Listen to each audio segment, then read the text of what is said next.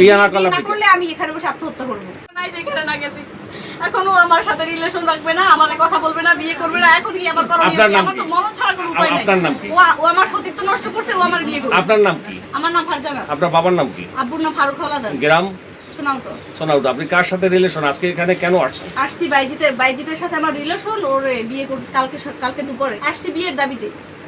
2 বছরের। হ্যাঁ, কুয়াকাটা দেখা হয়েছে। তারপর যে বাইজিতের বড় মামা তার বাসায় দেখা হয়েছে। প্রয়োজনে কুয়াকাটার ভিডিও ফুটেজ আপনি নিতে পারেন, সিসিটিভি ফুটেজ। আর হচ্ছে এরকম নানা, আর ওর বাসায় আমার দেখা হয়েছে। ও ঢাকার বাসায় নিয়েছিল।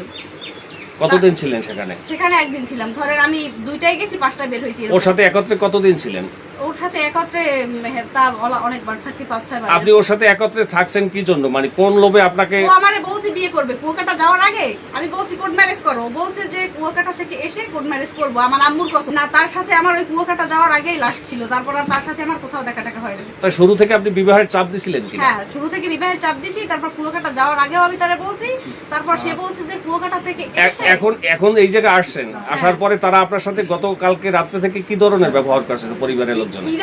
পরিবারে আমার হচ্ছে যে আম্মু টাম্মু তারা আমার অনেকই ভালো জানছে যে বাইজিতের আম্মু বা বোন আমার 2-3 বার খাবার টাবার খাইছে। কিন্তু কি বলবো, ব্যবহার একটুও ভালো না। এইসব পরিবেশে আমি বড়ই হই নাই। আপনি আসলে বিবাহ আমার বাইজি যেখানে রাখে ওইখানে থাকবো।